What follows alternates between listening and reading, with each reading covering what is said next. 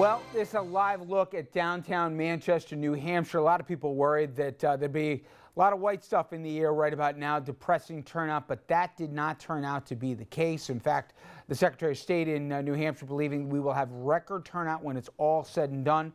Polls closing in most of the state as early as 45 minutes from now. The balance closing at 8 o'clock after that. And it's going to be huge numbers. But this segment, we're going to pivot from the Republicans and take a look at the Dems. Bernie Sanders, obviously, being right across the border as a Vermont senator, holding a solid lead over Hillary in New Hampshire going in today. Real clear politics average of composite polls. It's got Bernie up by double digits, as you can see. But both candidates confident as they campaign in the 11th hour in the Granite State. I love this process. I love this primary. I so respect the people of New Hampshire and the role that you play and how seriously you take it. So I'm feeling great. In Iowa, we started off 40, 50 points behind. We ended up a virtual tie. New Hampshire, we started 30 points behind, and I think we're going to do just fine. All right, let's go back to Andrew in Manchester. He's been out and about all day talking to voters on both sides of the aisle. And Andrew, the really compelling part of this has been, and we spoke about this with Nita Lowe, a good friend to Secretary Clinton, the female vote, and especially the younger female vote, how it's not only breaking for Sanders, but by unbelievable margins. I'm curious if you saw any of that today. Not exactly from the people that we talked to. There was some aspect of that, but it does seem to break on age lines. And in some of the people that I've been talking to, not voters, but rather some politicos, as it were, seem to think it may rest not just on an age differentiation, but also on a definition of gender, that the definition of gender is more fluid and so more liberal and accommodating for those who are, let's say, under 40, which would lead them, particularly female voters, towards a Bernie Sanders, as opposed to the more traditional roles that gender plays, and those voters would go towards Hillary Clinton, in particular the 40 and overs. One other interesting note on the Democratic side, we heard from each of the candidates, and they're both confident. This is really going to be an expectations game and how they match expectations.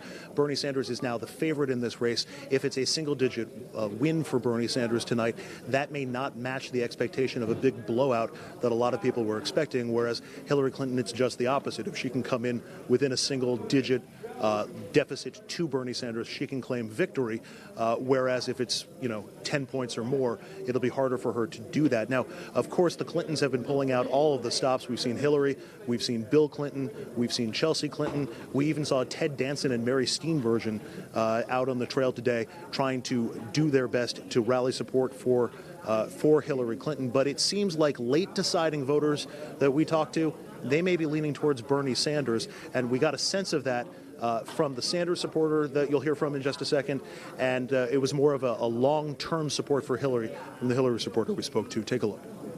He's the best man for the job. I like her. I liked her in the last election too, but it seemed like a lot of people don't like her. I don't know. I just like her. I think that she would be good for us. I don't really like Hillary, so that's all. I think he's for the people, and he speaks to everyone in around the country. Now, the other anecdotal aspect in all of this leading up to the vote results are the crowd sizes that we've seen at the different events, both Bernie and Hillary drawing big crowds.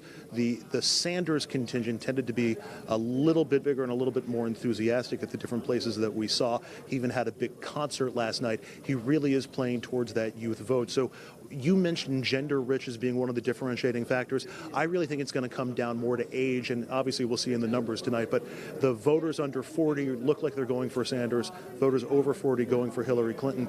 Are there enough Bernie voters under 40 who actually show up to the polls tonight?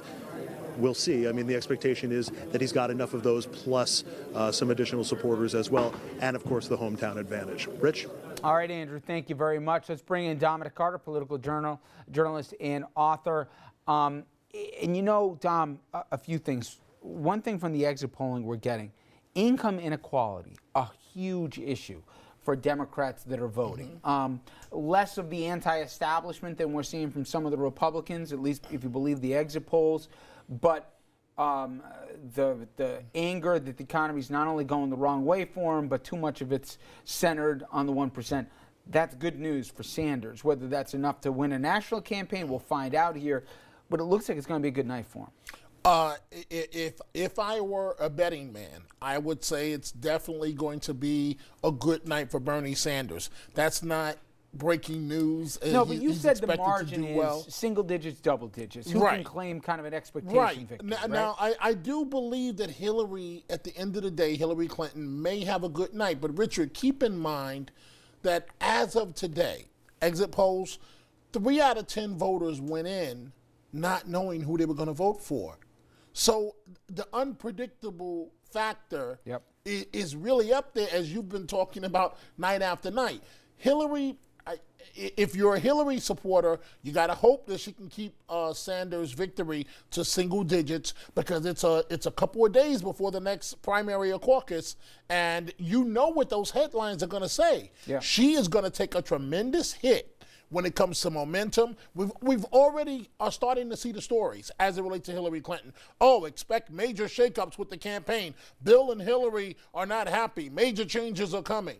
But as David Axelrod tweeted out, if you look at 08 and you look now and you're still having problems, maybe it's the candidate and not the campaign. Now, obviously, Axelrod, as we know, was the architect, or one of them, for the Obama victories, both 4 and 8 years ago.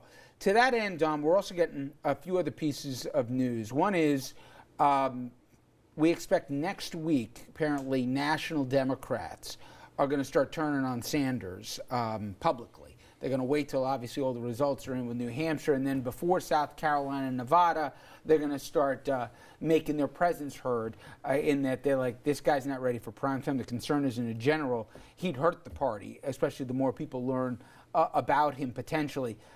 I see that as, I get it, but I also see that potentially as risky, which Washington is not an asset lately for you. But it's interesting. Do you think she can rally the party, which will help her before Super Tuesday and certainly Super Tuesday? She can rally the party. Things are just going tough for her right now. If she can just make it to South Carolina, she will be okay. Richard, the fact of the matter is, national Democratic leaders, they have to start pointing this out.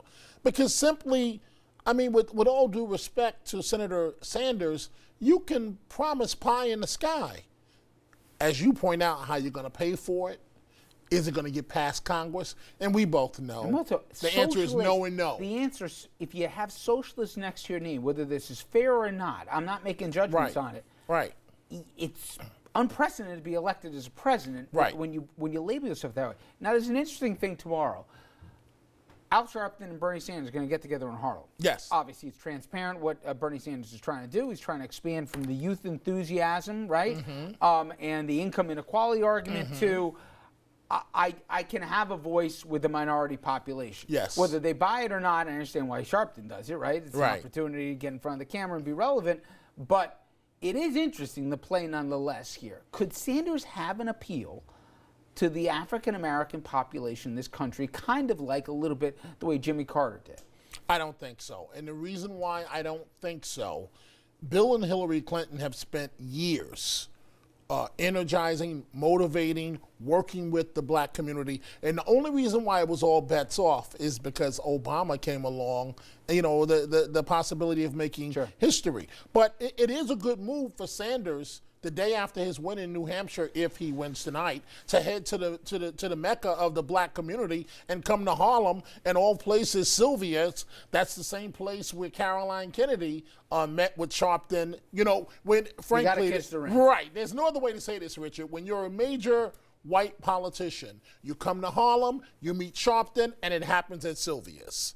And that sends the message to the black community of, hey, you know, maybe this guy is okay. I don't think it's going to work in Sanders' case, but these are things that he must do to have any shot at success in the future. What would you recommend on the menu? What I recommend, well, remember, I've got to be careful what I eat. Yes. But recommendations for when we go, Yeah. we're going to have a little bit of collard greens, and we're going to have some macaroni and cheese, maybe some baked chicken. All right, fried chicken. And Larry said ham steak's not bad there. Yes. All right. Yes. Larry's correct. Stay with me, Dom. When we come back, we caught up with some of the big names in New Hampshire, including former GOP Governor John Sununu, with quite a bit to say and an interesting read on the primary in his home state.